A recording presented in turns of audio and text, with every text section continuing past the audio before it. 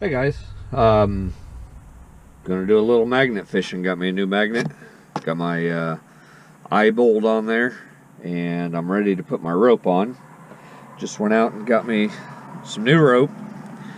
This is I don't know, some kind of a nylon rope. Got it at Home Depot, 100 foot. It has a weight range right at 160 pounds. Like it's 1/4 inch.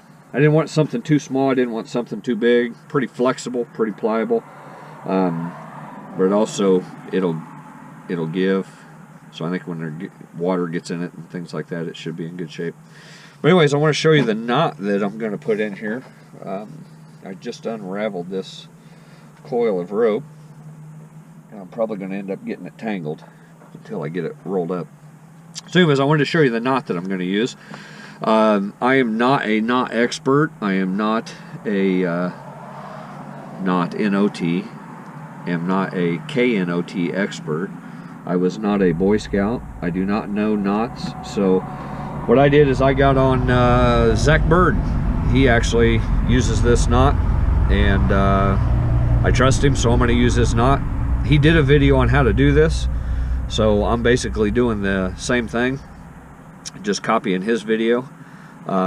So here's the knot we're going to use. So the way we're going to do it is run the rope through the eyelet and then run it back through. So essentially what you're doing is, if I hold it this way, you can see I'm just through the eye, and I've given myself enough rope on either side to be able to tie this into another knot. So if I take, hopefully that camera's not too close that you can't see. So if I take my two ends, bring them over the top, and then tie this into a knot. Essentially what I want to be able to do is this loop right here, I want to be able to have it be big enough to get the magnet through. And then I can cinch up and tie everything tight. So before I do that, let's do that again.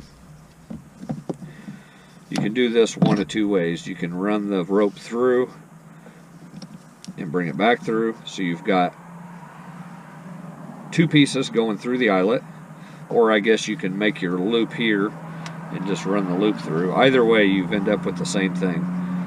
Then from there, bring it up and over and through, so you've made a knot.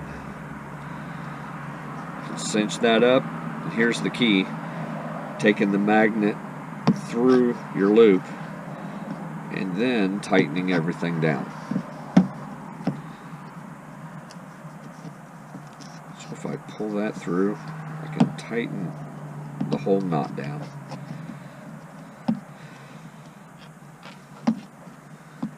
It's simply just a matter of getting your ropes pulled and pulled tight. Part of the key is making certain that these two ropes that are going through your eyelet are not crisscrossed. You don't want them to be crisscrossed. So if they are, leave your knot loose enough so you can get those straight, which mine were crisscrossed. So now I've got them straight, and now I can finish cinching this thing down. And everything just pulls tight. You can pull on one rope at a time to cinch it down and tighten that dude up. And that, my friends, is not going anywhere. And if you are worried about it, this end is what you're pulling on. This end's your loose end. So you can actually just put another knot in it. And then what that does, if this thing comes undone, which it won't, it's going to pull your loose end through. So if you put a knot in there, it can't pull through.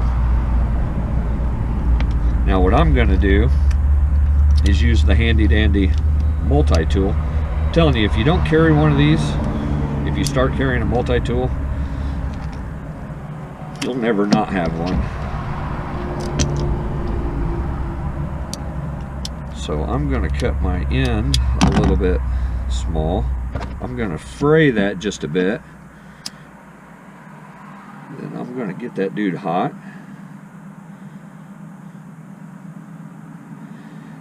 what this will do is it will seal up the end so it does not fray any longer. But also what it enables you to do, don't let any of that drip on your fingers. Boy, that stuff is hot. So once you get that good and hot, I've got my digging shovel here. Blow it out and just put a big old mushroom on the end of it. So what I've done is I've smashed that down. So what that does is it seals the rope up so the rope's not going to fray, and it puts this big hard plastic mushroom at the end of your rope, and now that won't pull through your knot. So essentially what I've got is I've got kind of a double insurance here. I've got a knot here that can't pull through this knot, so it locks down. And just in case something weird happens, I've got this big mushroomed area of the plastic that won't pull through. So that, and the magnet works. I got a little safety piece on here now. Multi-tool, you should have one. If you don't, get you one. So that is the knot that I'm going to use on my fishing magnet. Now what I will probably do is I'll probably put this magnet on the ground. I'll put my feet on either side of it, and I'm going to pull on this rope really hard and cinch that knot down as tight as I can. And my guess will be is if I ever need to get that knot off of there, it's going to require a knife. So that's the knot that I learned from Zach Bird on Zach Bird's Adventure Hour. That's the one he uses. It's the one he taught, and it's the one that I just put on this. He's a good dude. I enjoy watching his videos. I encourage you to look him up and subscribe to him. He's got all kinds of cool stuff that he does, metal detecting and magnet fishing, and he's a good dude. So check out Zach Bird. There's my magnet fishing knot that I'm going to use, and as long as the magnet doesn't get stuck on something in the creek that I'm getting ready to go to, we should have a good day magnet fishing. So there you go. Thanks for watching. Hey, I also learned somewhere along the way that the only way to have a really cool outdoor adventure is to get out. So get out.